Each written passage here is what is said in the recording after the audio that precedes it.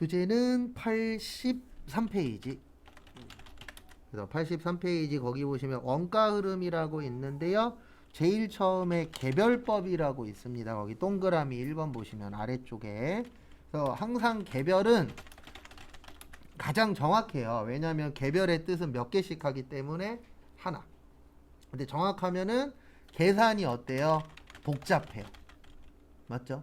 네. 그 대신 정확은 합니다. 그리고 시간이 오래 걸리고 대부분 개별이 들어가는 건 비싼 물건에 대해서만 하나씩 계산을 하는 거예요. 왜냐하면 싼데 하나씩 계산할 수는 없잖아요. 그래서 우리가 보면은 과자들도 보면 개별 포장되어 있으면 가격이 좀 더 올라가잖아요. 왜냐면 하나하나씩 하려면 시간이 오래 걸리고 시간은 곧 돈이죠.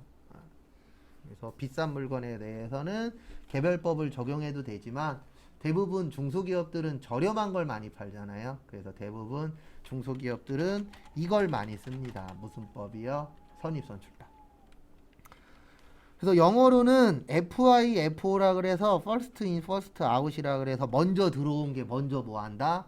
나간다. 근데 선입선출법에서 가장 중요한 거는요. 거기 밑에 박스에 장점에 보시면 실제 물량 흐름과 일치합니다.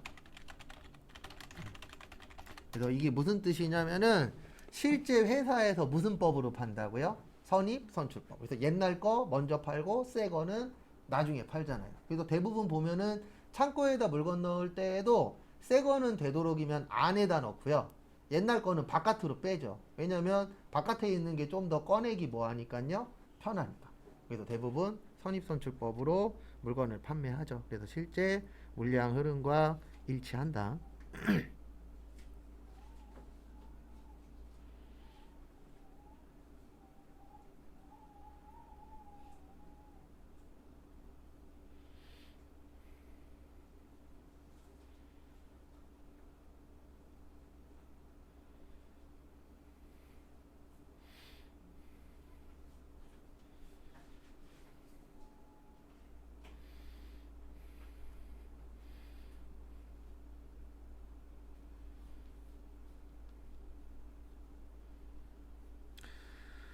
그 다음에 좀 이따 제가 어떻게 하는 건지 설명드릴 겁니다. 그 다음에 그 밑에 보시면 후입선출법. 그래서 last in, first out이라 그래서 마지막에 들어온 걸 먼저 뭐예요? 파는 방법. 그래서 아까도 잠깐 설명드렸지만 헷갈리실 땐 이렇게 기억하셔도 돼요. 선입선출법은 누구한테 좋은 방법? 회사한테. 그 다음에 후입선출법은 누구한테 좋은 거예요? 소비자. 그래서 시험 문제에서 만약에 이익이 많이 나는 방법을 물어보면은 선입선출법이 되는 거예요. 왜냐면 회사 입장에서는 뭐가 많이 나는 게 좋아요? 이익이 많이 나는 게 좋죠. 그래서 그런 식으로 푸는 방법도 있으세요. 그 다음에 거기 84페이지 아래쪽에 보시면은요, 저희 다음 주 월요일 날 쪽지 시험 볼 것 중에 요거 있거든요. 물가 상승 시에 매출 원가만 후입선출법이 크다. 나머지는 선입선출법이 크다. 그래서 어디 보시면 되냐면 그 밑에서 두 번째 박스 보시면은 그 부등호 표시 있는 거 있을 거예요. 그래서 거기 보시면은 그 매출원가라고 있으시죠? 매출원가 보시면 누가 크다라고 되어 있으세요? 후입 선출법이 크다라고 되어 있을 겁니다.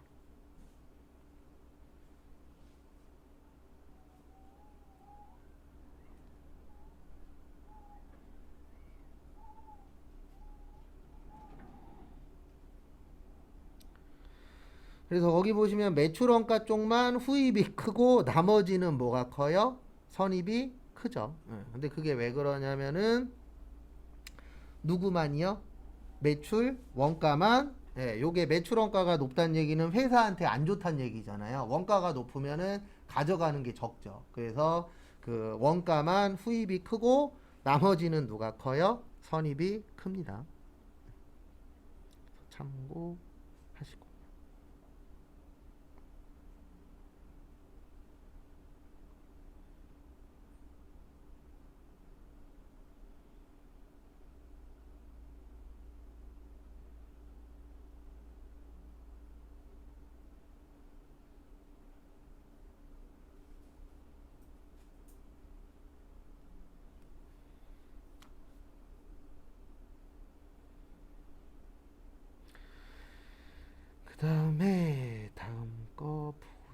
보시면은요.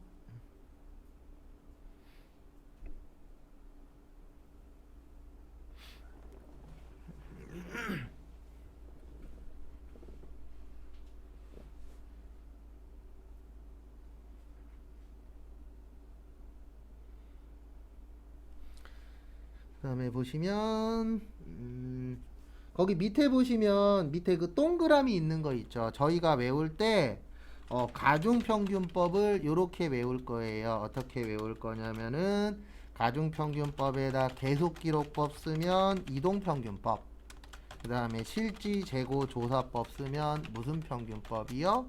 총평균법이라고 거기 밑에 박스에 있으시죠? 네. 근데 이거 왜 외워야 되냐면 이건 전산세무 2급에 나와요. 그래서 전산세무 2급에 어떻게 나오냐면 이렇게 나옵니다.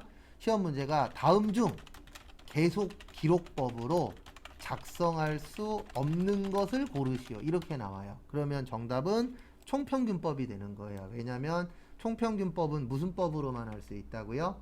실지재고 조사법. 그래서 외우는 거예요. 왜냐면 시험 문제가 이런 거밖에 낼 게 없거든요. 종류 같은 거. 제일 시험 문제 내기 좋은 게 뭐예요? 종류 물어보는 거예요. 그래서 다음 중 수량 결정 방법이 아닌 것을 고르시오. 다음 중 다른 것과 다른 방법을 고르시오. 막 이런 식으로도 나와요. 그러니까 개별법하고 선입선출법 막 이렇게 섞어 놓는 경우들도 있거든요. 거기에서 찾는 거 이렇게 나옵니다.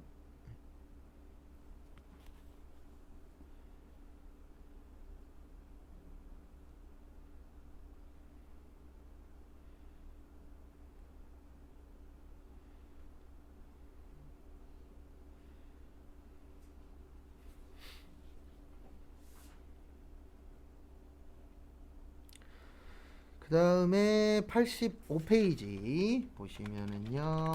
재고자산 감모손실. 근데 감모는 시험 문제 나오면 요게 제일 중요해요. 정상이냐 아니면 비정상이냐. 그러니까 다음 중 정상적일 경우에 어떻게 된다 뭐 이런 식으로 물어봅니다. 그래서 정상적일 경우에는 원가 처리하는 거예요. 그 다음에 붕괴는 할 필요 없다.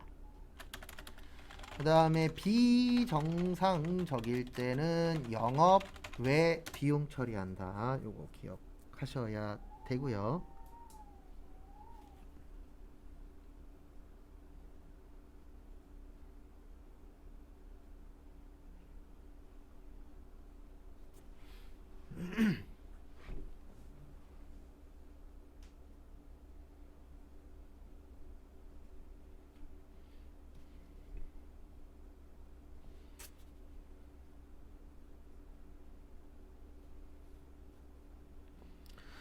그 다음에 재고자산 평가손실. 근데 여기는 거기 지문에 시가의 하락이라고 되어 있으시죠? 예, 그래서 시가의 하락이 저가법이란 뜻이에요. 예, 그래서 우리가 하락이라는 게 올라가는 거예요? 떨어지는 거예요? 떨어지는 거예요. 그래서 저가의 뜻이 우리가 고가라는 건 비싼 거잖아요. 저가는 뭐예요? 싸지는 거. 그래서 싸지게 되면은 회사 입장에서는 손해보는 거죠. 내가 만약에 지금 1,000원 주고 샀는데 나중에 800원이래. 그러면 우리 1,000원보다 싸게 팔아야 되잖아요. 맞죠? 그런 상황이 올 수도 있죠. 그래서 이때는 매출 원가로 처리하도록. 그래서 거기 교재 제일 밑에 보시면 매출 원가라고 있으실 겁니다.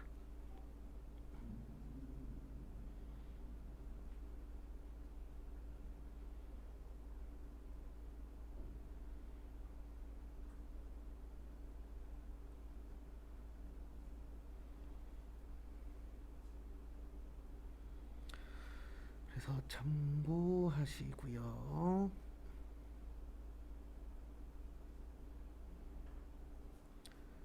그 다음에 보시면은요.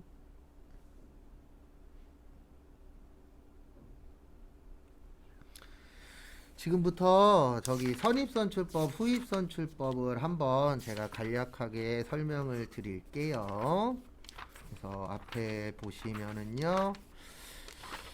만약에 이런 거래가 있을 수 있겠죠. 1월 1일 날 10개를 샀어요. 그리고 공부하실 때 골뱅이 나올 때 있거든요. 골뱅이 나오면 단가예요. 회계에서는.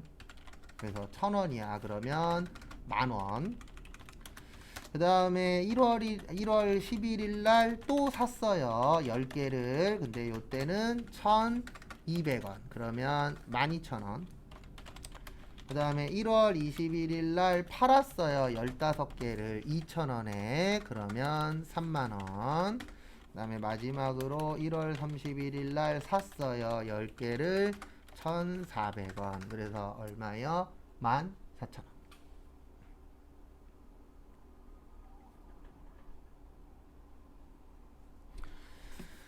그래서 제일 처음에 보실 게 선입선출법 볼 겁니다. 무슨 법이요? 선입선출법. 그래서 우리 선입선출법의 뜻이 먼저 들어온 게 어떻게 된다?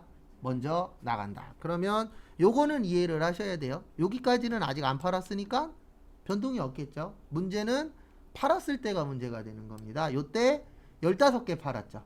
근데 여기 보시면 10개, 10개니까 우리 몇 개 갖고 있었어요? 20개 갖고 있었죠? 그러면 20개에서 15개 빼니까 몇 개 남았죠? 5개. 근데 문제는 뭐냐면 지금 저희가 보는 건 선입선출법이에요. 그래서 선입선출법이니까 여기 보시면은 1,000원짜리를 먼저 팔겠죠. 이게 먼저 들어왔으니까. 그러면 요게 남겠죠? 1,200원짜리가. 그러면 1,200원에서 6,000원이 남는 거예요. 그 다음에 여기 6,000원에 14,000원이 있었으니까 총 얼마가 남는 거예요? 2만원이. 요렇게 먼저 들어온 거 먼저 팔면 이걸 무슨 법이라 그래요? 선입선출법. 그 다음에 똑같은 문제 가지고 요번에는 후입으로 볼게요. 똑같은 문제인데 요번에 볼 거는 뭐라고요? 후입선출법. 그러면 요때 15개 팔았잖아요. 그러면 몇 개 남아요? 5개. 근데 후입이니까 얘를 먼저 파는 거예요. 맞죠? 그래서 여기에서 10개 먼저 팔고 여기에서 몇 개만 더 팔면 되죠? 5개. 그러면 얼마 남는 거예요? 1,000원짜리가 남겠죠? 그래서 얼마 되는 거예요? 5,000원. 그래서 결과적으로는 19,000원이 남는 겁니다. 그래서 어떤 방법을 쓰냐에 따라서 금액이 같아요? 달라요? 다르겠죠. 똑같다 그러면 여러 가지 방법을 쓸 필요가 없죠. 근데 여러 가지를 쓰는 이유가 어떤 방법을 쓰느냐에 따라서 결과값이 어떻게 돼요? 달라져요. 근데 실무 가시면 다 선입선출법 써요. 왜 선입선출법 쓰냐면 회사한테 유리하다 그랬죠. 그러면 이익이 많이 나죠. 국가 입장에서는 이익이 많이 나야 뭐를 많이 걷어요? 세금 많이 걷잖아요.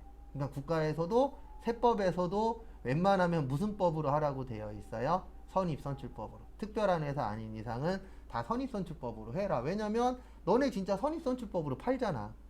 맞죠? 웬만하면은 최근에 거 잘못 주는 경우는 있을 수 있겠지만 대부분 알면은 옛날 거 먼저 팔죠. 그리고 국가 입장에서도 너네 선입선출법으로 팔았어? 이익 많이 났겠네. 뭐 많이 내요?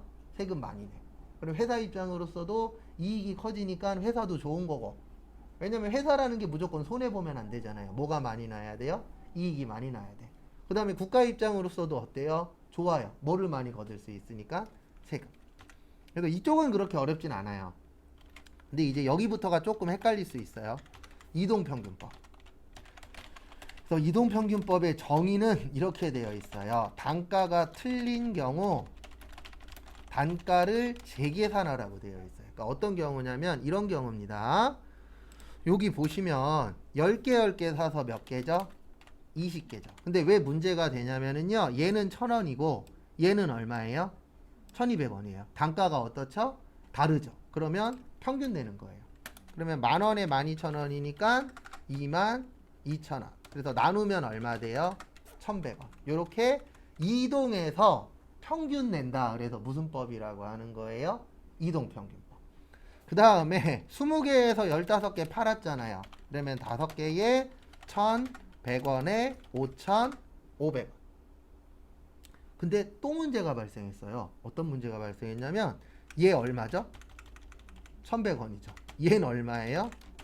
1,400원이야. 또 틀려. 그러면 또 평균 내는 거예요. 틀릴 때마다 평균 내는 거예요. 그래서 5개에 10개니까 15개. 14,000원에 5,500원이니까 19,500원. 그래서 요 두 개를 뭐 하시라고요? 나눠주시면 돼요. 어디 갔냐 계산기.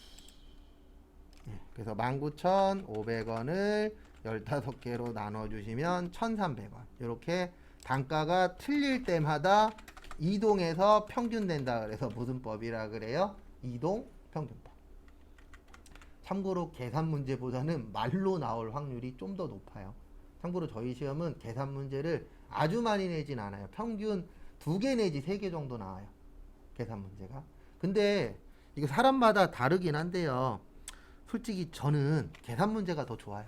왜냐면 계산 문제는 공식이랑 대입만 할 줄 알면 맞출 수 있잖아요. 근데 말로 나오는 문제는요, 말뜻도 이해해야 되죠. 그 다음에 내가 문제도 정확하게 파악해야 되죠. 그래서 저는 계산 문제가 더 좋은데, 계산 문제가 더 싫으신 분들이 더 많아요. 왜 그러냐면 일단 외워야 되니까.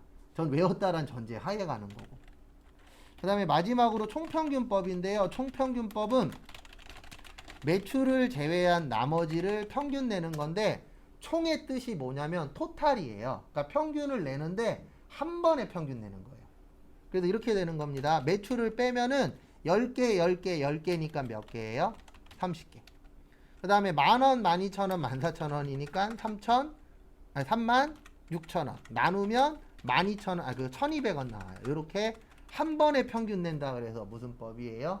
총평균법. 총이 토탈이잖아요. 그래서 한 번에 평균 낸다. 총평균법. 틀릴 때마다 평균 낸다. 이동평균법. 그래서 결론적으로는 15개 팔았으니까 15개 남았겠죠? 그 다음에 1,200원이니까 얼마 남았어요? 18,000원. 그래서 이렇게 구하는 방법이 있습니다. 선입선출법은 그렇게 어렵진 않죠? 그냥 위에서부터 팔아버리면 되니까. 그 다음에 후입은 나중에 들어온 거 먼저 뭐 하면 돼요? 팔면 돼요. 근데 얘네들은 좀 문제가 될 수는 있어요. 왜냐면 그렇게 많지가 않아요. 계산 문제가. 그러다 보니까 나중에 나왔을 때 좀 헷갈리실 수는 있다, 없다? 있다. 그래서 간단하게 한번 본 겁니다. 그래서 제일 기쁠 때가 언제냐면은요, 계산 문제 찍었는데 맞았을 때가 제일 행복합니다. 진짜로 거짓말 안 하고. 왜냐면 옆에 있는 사람은 낑낑대면서 공식까지 외워갖고 풀었는데 틀렸어. 난 아무것도 안 하고 찍었는데 맞았어. 그러면 가장 어때요? 행복은 한데 확률은 25%잖아요. 사지선다니까. 근데 확률에 너무 목매이면 안 됩니다. 네, 확률보다는 우리가 100% 맞출 수 있게끔 뭐 하는 게 좋아요? 준비하는 게 좋긴 하죠. 근데 따로 준비는 안 할 거예요. 왜냐면 그렇게 잘 내는 문제는 아닙니다. 나오긴 하지만. 그 다음에 교재는 쭉 넘어오셔서 116페이지 조금 더 보고 마무리 할게요.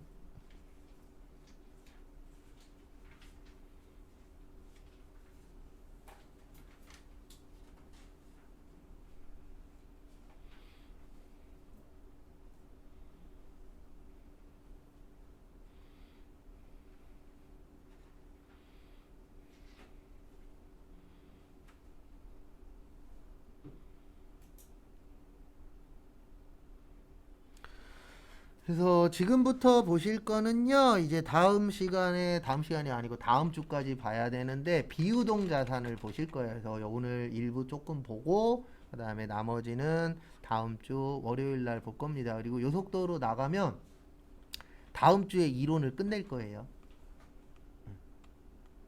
빨리빨리 할 거예요, 이론은. 근데 왜 그러냐면, 빨리 하나 늦게 하나 기억 안 나는 건 똑같아요.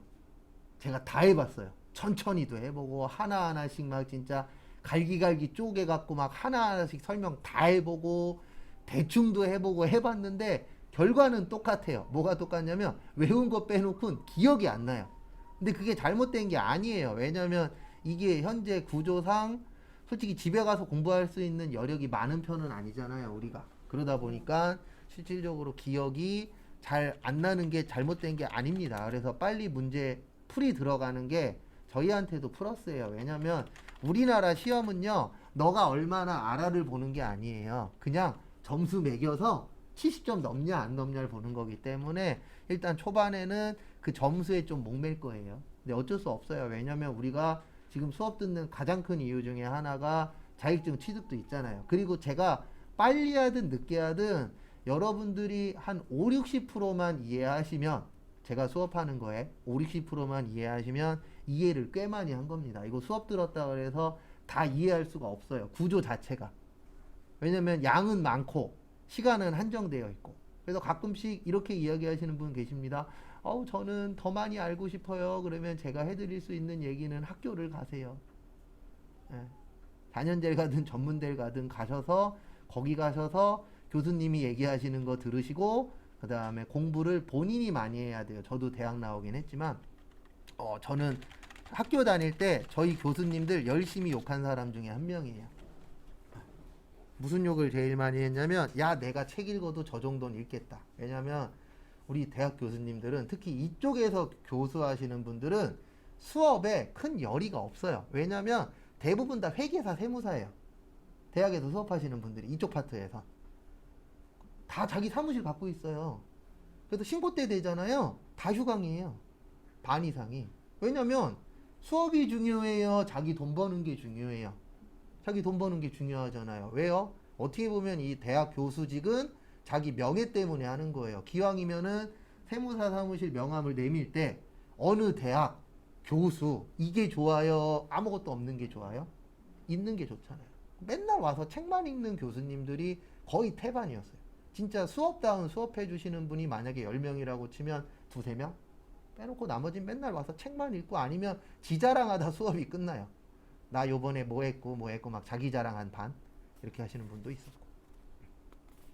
그래서 본인 공부를 좀 많이 해야 돼요. 대학은. 그래서 저는 대학이 좋은 곳이면서도 나쁜 곳이라고 생각을 해요. 왜냐면 우리나라는 어렸을 때부터 혼자 공부하도록 만들어 놓지 않았잖아요.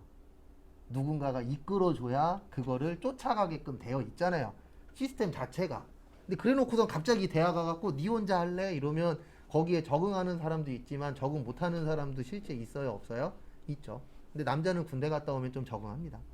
제 친구 중에 하나가 비 오면 학교 안 오고 눈 오면 학교 안 오고 술 먹으면 학교 안 오는 친구가 있었어요. 진짜로. 이거 안 믿으시는 분들 계신데 진짜 있었어요. 제 친한 놈 중에 하나가. 군대 갔다 오더니 정신 차리고 공부하더라고요. 근데 남자는 약간 군대 갔다 오면 좀 근데 못 차리는 사람이 더 많아요. 이 군대에 대해서 좀 이제 잘못 이해하시는 분들이 계시는데 군대 갔다 오면 조금 철이 드는 거지 뭐 없던 철이 갑자기 뭐 많이 들겠어요? 제대할 때쯤 되면 원상복귀 돼요. 근데 이제 거기에 이제 조금 더 철분이 들어갔냐 아니면 그냥 노철분으로 나오냐 딱 그 차이예요. 근데 대부분 남자들이 그래도 조금 철이 들어서 나오는 케이스들이 많아요. 왜냐면 어쨌든 군대 가면 고생하니까 맨날 엄마가 다 해줬잖아요. 집에 있을 때에는 저도 그랬으니까. 근데 군대 가면 해주는 사람이 있어요? 없어요? 없어요. 저는 군대에 있을 때 한 번 펑펑 운 적이 있어요. 나 혼자. 몸살이 엄청 심하게 왔어요. 저 생활이 바뀌면 몸살이 좀 오는 스타일이거든요. 그 몸살이 왔는데 보초병 올라가야 돼요. 근데 그 누구도 나한테 괜찮냐, 약 먹었냐 아무 얘기도 해주는 사람이 없는 거예요. 그래서 저는 참고로 제주도 전경 출신이거든요. 지금 전경 없어졌지만 그래서 제주도에서 군생활 했었는데 바다잖아요. 바다 보면서 30분 동안 펑펑 울다 내려왔어요. 왜냐면 내 몸은 힘든데 그 누구도 알아주지 않아. 항상 제일 서러울 때가 언제예요? 아플 때예요. 저도 학교 다니면서 자취도 했었는데 자취하면서도 딱 한 번 울었어요. 혼자서 토요일 날 일어났는데 몸살이 왔는데 기어 다니지도 못할 정도로 온 거예요. 근데 친구놈하고 같이 자취했었는데 친구는 금요일 날 자기 집에 갔어요. 월요일 날 오겠다라고 하고. 근데 혼자 눈 떴는데 아무도 없어. 근데 나는 기어가지도 못할 정도로 몸이 안 좋은 상태였거든요. 그날 하루. 그때도 혼자서 아픈 채로 펑펑 울다가 자고 눈 뜨고 또 펑펑 울다 자고 그랬죠. 왜냐면 어딜 갈 수도 없는 상태였으니까. 아플 때가 항상 제일 어때요? 서러워요. 그래서 안 아픈 게 가장 어때요? 좋습니다. 근데 지금 난리네요. 제 주변도 계속 니 코로나 걸렸냐 나 코로나 걸렸냐 지금 난리네요. 근데 어떤 분 그 얘기 하시더라고요. 한 번씩 다 아파야 끝나지 않겠어요? 저도 그렇게 봐요. 최소한 한두 번씩은 아파야 끝나지 않을까? 그래도 잘 버틴 거예요. 전 진짜 대한민국 사람들이 이만큼 버틸 줄 몰랐어요. 죽는다니까 버티기는 한 건데 대한민국 사람들이 원래 주특기 하나 있잖아요. 뚜껑 금방 열렸다가 금방 닫히는 거. 근데 지금 몇 년째 참고 있잖아요. 2년이 넘도록. 대단한 것 같아요. 진짜로. 죽는다니까 참는 거긴 하지만 왜냐면 안 참으면 어떨 거예요? 본인만 더 힘들어지니까. 근데 어쨌든 대단한 것 같아요. 대한민국 사람이 어쨌든 한 2년 동안 느끼면서 그 전까지는 그냥 뚜껑 열렸다 금방 닫히나 보다 그랬는데 요번엔 그 뚜껑을 오래 열고 계시더라고요. 대단한 것 같아요. 그래서 비유동자산 그러면 몇 년 넘는 거세요? 1년. 그래서 그 중에 1번 타자가 투자자산입니다.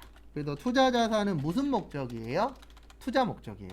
근데 회사 가시면 일반적인 중소기업에는 투자자산 없어요. 있는 데들이 드물어요. 일반적인 중소기업은. 왜냐하면 회사 돈으로 투자할 여력이 안 되잖아요. 대부분 중소기업은 막말로 오늘 벌어서 내일 준비해야 되는 사람들이잖아요. 오늘 못 벌면 내일 문 닫아야 돼. 이런 회사들도 생각외로 많아요. 그러다 보니까 투자 목적으로 갖고 있는 게 그렇게 많지는 않습니다. 근데 이제 회사 가시면 이건 이제 시험엔 안 나오는 건데 이쪽 파트에서 일하시는 분들 중에 주식 하시는 분이나 코인 하시는 분들이 은근 많아요. 왜냐면 내가 이제 재무제표 좀 볼 줄 안다 그거죠. 네. 그래서 혹시 직장 상사분들이 이렇게 왔다 갔다 하다 보면 모니터 보이잖아요. 모니터를 지나가다 봤는데 그래프가 있네. 그러면은 주식이나 코인 할 확률이 높습니다. 주식이나 코인 다 이렇게 되어 있잖아요. 그래프로. 그래서 그래프가 있는 직장 상사를 가지시게 되면 상황에 따라서 안 혼날 것도 혼날 수도 있고 혼날 것도 안 혼날 수도 있어요. 왜냐면 오늘 주식값이 많이 올랐어. 행복하잖아요. 잘못했어. 그럴 수 있어. 왜요? 나 돈 벌었으니까. 근데 얼굴 봤더니 죽상이야. 그러면 떨어진 거예요. 오늘 실수하면요. 지금까지 안 혼난 거 한 번에 몰아서 혼나는 겁니다. 그래서 주식이나 이런 거 하는 사람들이 직장 상사 이런 걸 떠나서 주변에 주식이나 코인이나 아니면 뭐 영끌해 갖고 부동산 사신 분들 주변에 있으면 시시각각 바뀌어요, 사람들이. 왜냐면 돈 잃어서 행복한 사람 아무도 없어요. 근데 그거를 이제 어느 정도 떠안는 사람이 있는 반면에 근데 나는 진짜 이걸 영혼까지 끌어다가 해서 대출 받아서 했어 그러면은요 진짜 그때마다 사람이 바뀔 수밖에 없어요. 왜요? 이거 떨어지면 내 인생은 끝이야가 되시는 분들도 실제 있으니까. 그래서 제 개인적인 생각은 주변에 투자나 이런 거 하는 사람들은 너무 가까이 하지는 않는 게 좋아요. 왜냐면 툭 하면 술 사줘야 돼요. 떨어지면 술 사주고 뭐 얻어먹을 수도 있겠지만 얻어먹을 확률은 가면 갈수록 줄어드니까. 그래서 우리가 아셔야 되는 건 크게 두 가지예요. 하나는 투자 부동산, 그 다음에 또 하나는 매도 가능 증권. 거기 밑에 있어요. 그래서 뭐 거기 밑에는 그 네 가지가 있는데 저희 시험에 주로 나오는 거는 두 가지예요.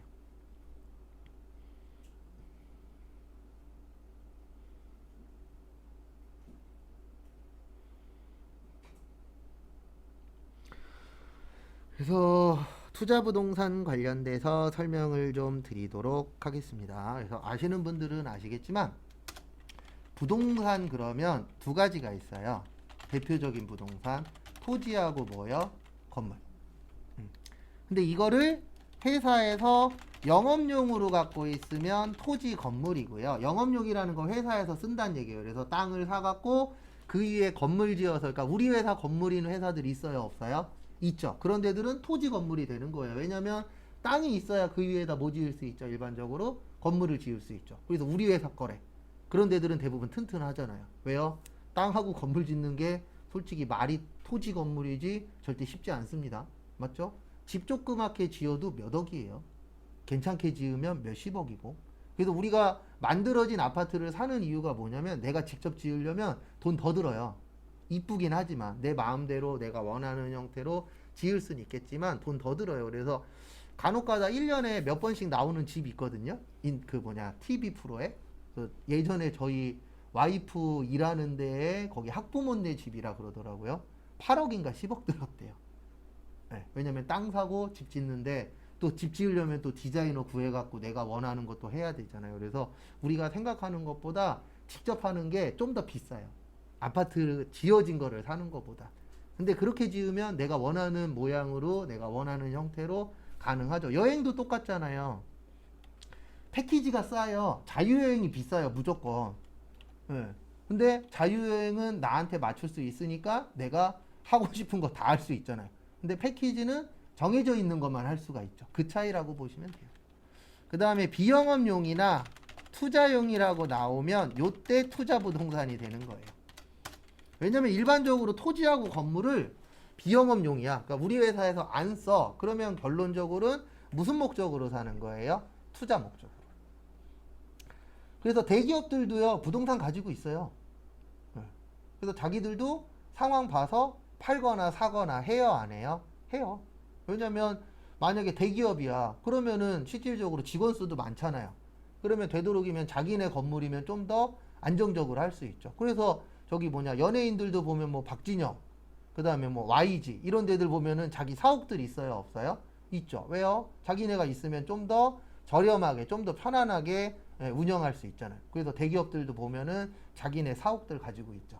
근데 대부분 중소기업들은 자금력이 안 되니까 요런 거는 없고 대부분 임차료들이 많이 나올 수밖에 없죠. 그래서 열심히 뭐를 사세요? 로또를 사십시오. 우리에게는 로또밖에 없습니다. 로또하고 연금복권. 연금복권 1등 되면은 500만 원씩 나와요. 거기에서 20% 세금이거든요. 한 390만 원 정도씩 받을 거예요. 매달 20년 동안. 나쁘지 않아요, 그것도. 근데 제일 중요한 건 1등이 안 돼서 그러지. 1등만 되면 괜찮죠. 그 다음에 매도 가능 증권. 그래서 매도라는 뜻은 팔 수 있다란 뜻이죠. 근데 가능은 언제 할지 알아요, 몰라요? 몰라요. 그래서 몇 년 넘도록 가지고 계시는 거예요? 1년 넘도록. 그래서 대부분 주식이 여기에 해당이 됩니다. 왜냐면 대부분 주식 사시는 분들이 일명 단타로 하시는 분들도 있지만 대부분 우리나라뿐만이 아니고 그 투자 전문가들 이야기 들어보면 다들 그 얘기 하잖아요. 길게 가셔야 된다고. 뭐를 벌려면은요? 돈 벌려면. 근데 우리나라 사람들은 못 버텨요. 저 아시는 분 중에 3억인가 4억 잃은 사람 있다 그랬잖아요. 코인. 그 사람도 맨날 하는 말이 있어요. 이거 분명히 버티면 올라갈 거야. 근데 1년이 걸릴지 5년이 걸릴지 10년이 걸릴지 20년이 걸릴지 50년이 걸릴지 아무도 몰라요. 그때까지 못 버틴대요. 자기가 장담하는데 100명이면 100명 다 못 버틸 거래요. 이 금액이 떨어지면. 다 팔고 나온대요. 왜요? 그 스트레스가 어마무시하거든요. 이것만 보면 살기가 싫어 라고 할 정도. 그래서 지금 대출금 이자 갚는데 힘들어 죽겠다 그러더라고요. 200 이상 이자가 나가고 있대요. 그러면 잘 번다라고 쳐도, 회사 다녀서 잘 번다라고 쳐도 한 350, 400이에요. 그러면 350 번다라고 치면 200 내면 얼마 남는 거예요? 150 남는 거예요. 근데 그 200이 대출하고 다른 거예요. 일반적인 우리나라에서 그 주택담보대출은 갚으면 그 집이 내 거라도 되잖아요. 근데 이런 뭐 주식이나 코인이나 이런 거 하려고 대출 받은 건 그 돈 내도 이게 내 거가 아니잖아요. 왜냐면 나는 이미 코인으로 뭐를 잃었어요? 돈을 잃었죠. 그래서 결혼 안 하신 분들은 남자든 여자든 만나면 이 사람이 주식 있나 코인 있나도 앞으로는 확인을 해야 될 수도 있어요. 왜냐면 그게 무조건 나쁘다라는 게 아니고 돈 버신 분도 있긴 있잖아요. 근데 확률적으로 워낙 낮으니까. 근데 벌었대 그러면 꼭 끌어안고 계시고, 잃었대 그러면 고민을 좀 해보셔야 됩니다. 왜냐면 그것 때문에 해보란 얘기예요. 뭐냐면은요, 한 번이 어렵지 두 번은 어때요? 쉬워요. 한 번 안 한 사람들은 계속 안 하는데 한 번 한 사람들은 계속 할 확률이 어때요? 높아요. 그래서 그런 분들의 단점이 뭐냐면 돈만 보면 하려고 그래요.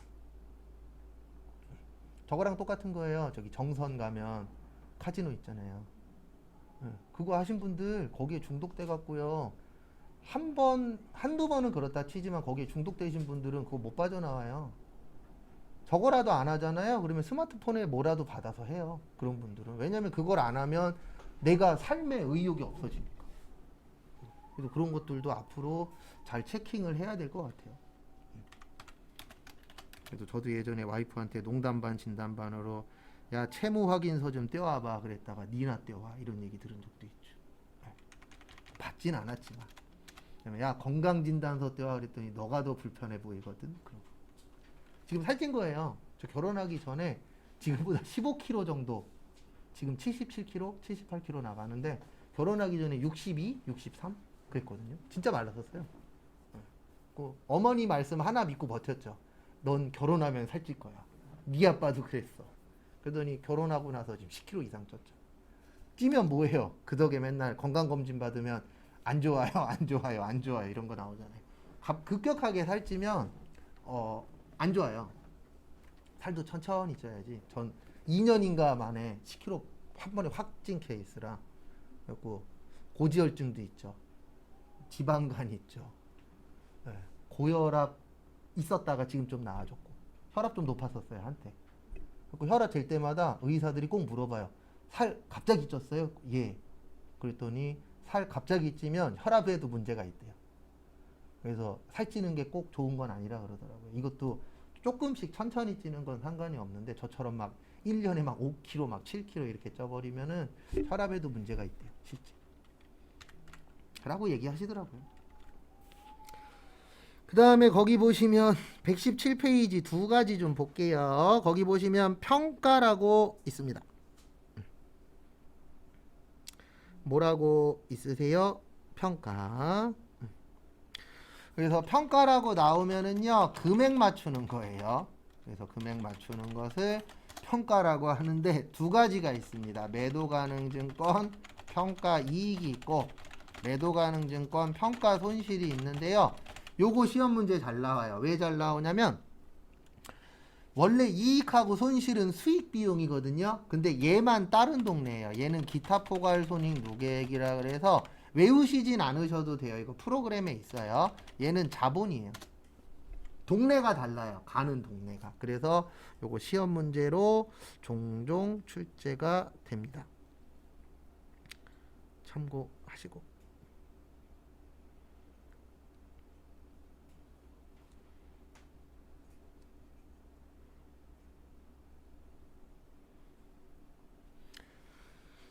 그래서 요게 거기 교재에 별도로 나온 이유는 이것 때문에 그래요.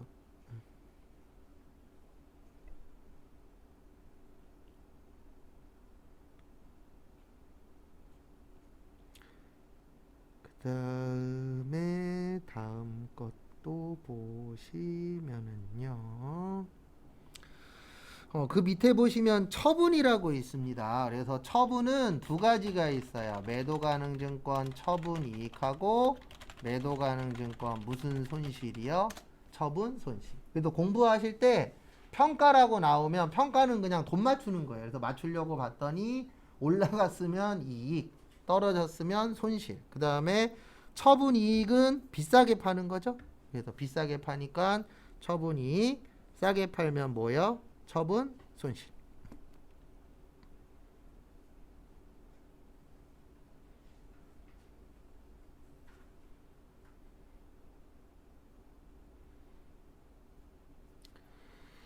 그래서 그거는 나중에 이제 분계 풀면서 또 볼 거고요. 나머지는 보실 필요 없고요. 교재는 120페이지 조금만 나가고 쉴게요.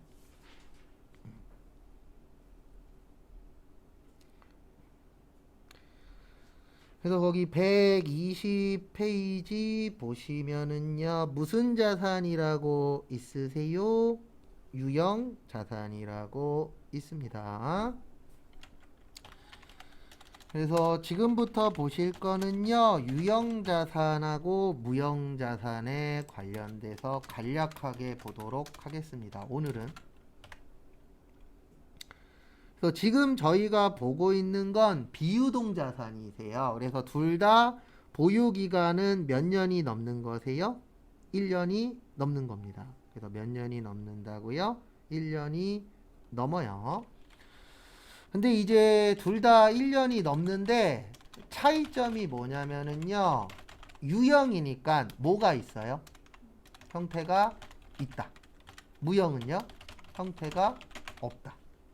그래서 우리가 유자가 있을 유자잖아요. 무자는요? 없을 무자. 그래서 만질 수 있냐? 만질 수 없냐? 그 다음에 둘 다 영업에 사용해요. 그러니까 일하는데 연관성이 있어야 됩니다. 그래서 무형자산 중에 상표권이라고 있거든요. 그래 우리 상표 중요하잖아요. 왜냐하면 사람들이 물건 살 때 상표가 뭐냐? 거기에 따라서도 살까 말까 고민하시는 분들 사는 경우들도 있어요, 없어요? 있죠. 그래서 한때 백종원 아저씨. 그래서 최근에 저기 백종원 아저씨가 적어냈다면서요. 피자집 하나밖에 없어요 지금. 불티나게 팔린대요. 네. 사람들이 줄을 너레비로 쓴대요. 네. 가도 못 산대요. 어떤 경우에? 왜냐면 재료 다 소진돼서. 네. 백종원 씨가 근데 원래 그런 거 잘해요. 그리고 일단 백종원 씨 얼굴 붙으면 안 되던 집도 초반엔 잘 돼요. 중후반까지 어떻게 될지 모르겠지만 그게 이제 어떻게 보면 상표권이잖아요. 맞죠? 네, 백종원이라는 거 상표권. 그래서 영업에 사용이 되는 거죠.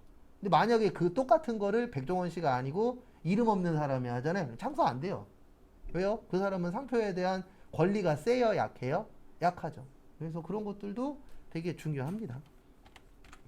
백종원 씨가 뭐 잘했다 잘못했다 그런 거는 그 장사하시는 분들끼리 알아서 하는 거고 우리는 그냥 이러면 좋은 거예요. 싸고 맛있게 먹으면 뭐 한 거예요? 좋은 건데 솔직히 저는 백종원 씨 음식점을 그렇게 사랑하진 않아요. 왜냐면 백종원 씨 음식점 몇 군데 가봤는데 이건 제가 봐도 맞는 얘기 같아요. 그 음식 전문가들이 음식 평론가들이 평론 안 하는 것 중에 하나가 백종원 씨 음식은 평론을 안 한대요. 왜냐면 백종원 씨 음식의 전체적인 특징은 저렴한 걸 짜고 맵고 이런 식으로 해서 사람들이 먹을 수 있게 만드는 게 백종원 씨 음식의 특징이래요. 그래서 대부분 보면은 가격대가 어떻죠? 싸죠. 근데 그 이유가 뭐냐면 거기에 들어가는 재료 자체도 저렴한 거예요. 근데 그건 어쩔 수 없잖아요. 비싼 걸 싸게 팔 수는 없으니까. 그래서 가서 몇 번 먹어봤는데 제 입맛에는 안 맞아요. 왜냐면 전 매운 걸 못 먹어요. 그래서 가끔씩 저희 와이프가 오빠 고추 맛있어 먹을래? 그러면 난 안 먹어. 왜냐면 맛있다라는 게 저한텐 맵다예요. 대부분 다.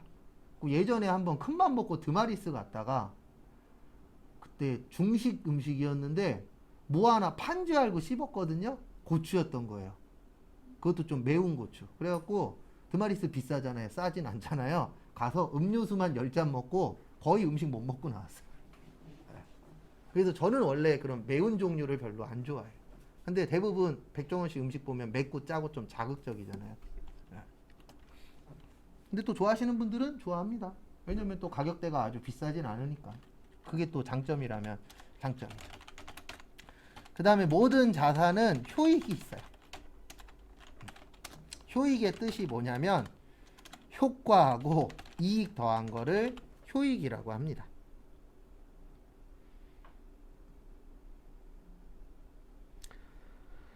그래서 효과하고 이익을 뭐라 그래요? 효익이라고 해요. 그래서 이 자산을 가지고 어떠한 일정한 효과가 나타날 수도 있고 이익 창출을 할 수도 있어요. 그래서 유형자산 중에 기계장치라고 있거든요. 이건 유형자산이에요. 왜냐면 기계 만질 수 있어요? 없어요? 있죠. 그러면 우리가 이 기계를 이용해서 물건을 만들어서 뭐 버는 거죠? 돈 버는 거죠. 그럼 이익 창출하는 데 도움이 돼요? 안 돼요? 돼요. 그 다음에 아까 잠깐 설명드렸던 건물. 우리 길바닥에서 물건 팔 수는 없잖아요. 그래서 이 건물이 어디에 있느냐도 중요합니다. 그래서 요즘에는 많이 그게 순화됐는데 과거에는요. 이런 회사들 되게 많았어요. 공장은 지방에 있거든요. 근데 본사라고 해서 조그만하게 사무실을 강남에다 하나 둬요. 가보면 진짜 조그매요. 몇 평 안 돼. 근데 거기가 본사예요. 왜 그렇게 해놓죠? 사람들이 나 공장 지방에 있어. 이렇게 얘기하는 것보다는 우리 회사 강남에 있다? 크든 작든 떠나서? 그러면 이게 먹혀요. 지금도 먹혀요. 솔직히. 맞잖아요. 나 강남 살아. 이거랑 나 인천 살아. 이거랑 사람 대하는 게 달라져요. 그래서 실제 저기 어디냐 돈 있는 사람이 마티즈 끌고 막말로 마티즈 끌고 호텔 가는 거랑 돈 없는 사람이 BMW 끌고 호텔 가는 거랑 차이 커요. 맞잖아요. 돈 있는 사람이 마티즈 끌고 가잖아요. 그러면 사람 대우 안 해줘요. 막말로. 쟤는 돈 없는 사람이야. 왜요? 자동차가 저런 거잖아. 근데 돈은 없는데 BMW 끌고 가서 그럼 이 사람 돈 있을지 않을까? 이런 생각 해요? 안 해요? 해요. 근데 저희 동네도 그렇게 잘 사는 동네가 아닌데 외제차가 많아요. 특히 사업하시는 분들은 대부분 외제차를 끌고 다녀요. 근데 이제 사업하시는 분하고 잠깐 대화를 해봤는데 그분 말도 맞아요. 만약에 내가 사업을 하고 있어요. 그래서 거래처하고 대화하러 가는데 마티즈 끌고 가잖아요. 그러면 이 사람하고 대화를 잘 안 하려고 그런대요. 왜냐면 딱 보여지는 게 어때요? 없는 것처럼 보이잖아요. 그럼 이 회사 별 볼 일 없는 거 아니야? 이렇게 봐버린대요. 근데 내가 BMW나 외제차 끌고 가잖아요. 대우가 달라진대요. 이게 실제 그래요. 그래서 영업하시는 분들이 대부분 돈 없어도 외제차 뽑잖아요. 맞죠? 젊으신 분들 중에 영업한다라는 분들이 있어요. 그런 분들이 대부분 카푸어돼요. 왜냐면 영업은 해야 되는데 저렴한 차 아니면 나는 신발 끌고 다녀. 그럴 수도 있잖아요. 맞죠? 난 차가 없어. 신발 신고 다녀. 그러면 영업하러 갔을 때 상대방이 나를 대하는 게 어때요? 달라요. 우리나라는 특히 그게 어때요? 심해요. 그래서 건물도 어디에 있느냐가 어때요? 중요합니다. 근데 요즘에 많이 좀 순화됐어요, 이게. 왜냐면 요즘에는 그런 것보다는 일명 가성비, 가심비 이런 걸 많이 따지잖아요. 과거보다는. 그래도 아직도 있어요. 우리나라 안 없어져요, 그거는. 그래서 강남 집값은 웬만하면 안 떨어질 거예요. 왜냐면 비싸도 사람들이 살아요. 왜냐면 아직 우리나라는 그런 게 있으니까. 강남 사네. 또 저도 예전에 강남에서 수업 한 1년 정도 했었는데 밥 먹으면서 바깥에 쳐다보고 있잖아요. 그러면 저 인천에서도 본 옷이거든요. 근데 강남에 있으면 그냥 머릿속에서 저 옷 비싼 옷일 거야. 이렇게 돼요. 근데 인천에서 똑같은 옷 보잖아요. 저 옷은 싼 옷일 거야. 이렇게 돼요.